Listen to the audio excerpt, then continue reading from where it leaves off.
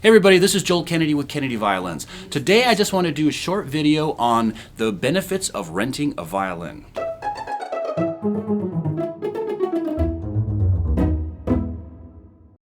Now, for the most part, most kids are renting violins from their school, or they're just renting them because they're in a school program or something like that, right?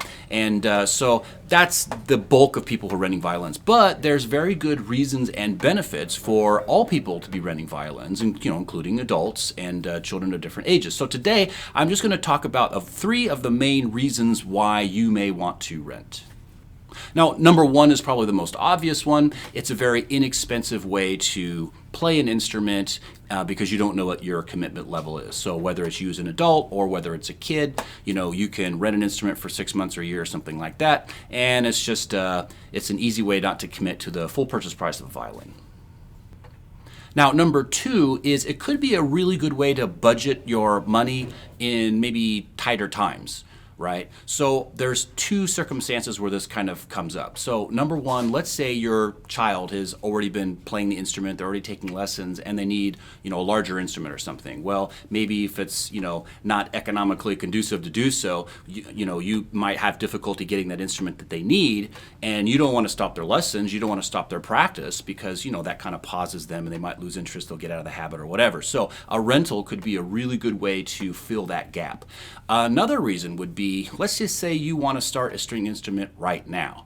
Okay, so you don't want to wait till all the stars align. You could just rent for now, and then when the stars do align, then you'll have the funds and you can go ahead and commit to an instrument purchase.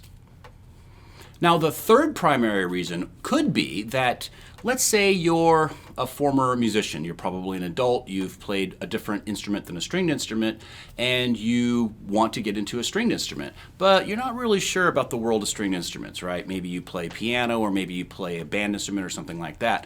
Well, getting into a stringed instrument, it's odd, and maybe you've got to get a teacher, maybe you don't, so you don't really want to commit. So renting an instrument could be a really easy way to find out, if it's really right for you. The other reason could be that, let's say you are fairly committed to playing a string instrument, but you don't really know which one.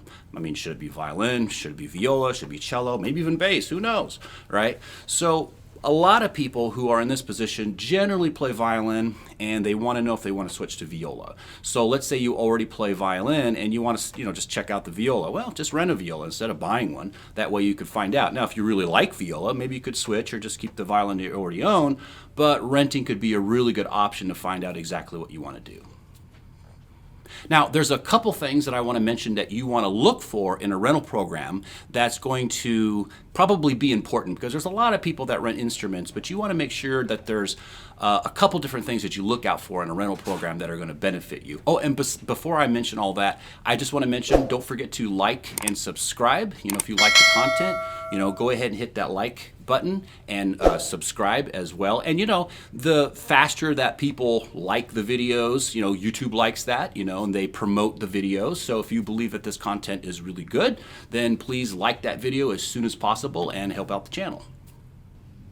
Okay, so the first thing that you want to look out for in a rental program is, do you accrue equity in the instrument? Okay, so what I mean is that when you're renting an instrument, you're kind of feeling like you're paying all this money every month and you're just throwing it down the toilet, right? Because it's, at the end of the day, it's somebody else's instrument. Well, wouldn't it be great if all this money that you put towards the instrument, you can actually build equity in the instrument, so part of that instrument is yours? Because the thing is that, let's say you don't know if you're committed to the violin. Well, every month you're paying rent and you decide that you are. Well, now you've built up some value in that instrument. So now if you want to buy that instrument in the future, it's going to be a lot less expensive. It's basically money in the bank.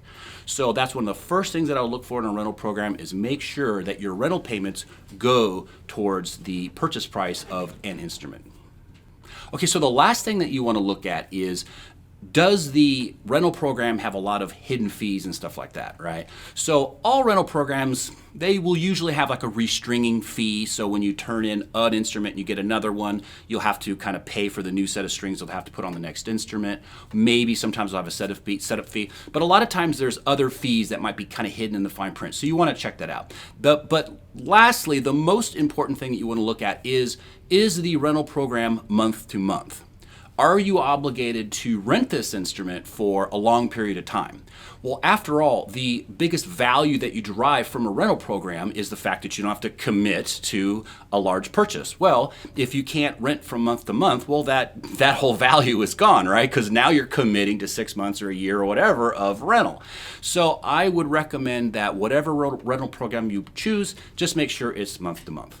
So guys, I hope this video helped. I hope I provided some good information. Like I said, don't forget to like and subscribe. And with that, I'll bid you adieu.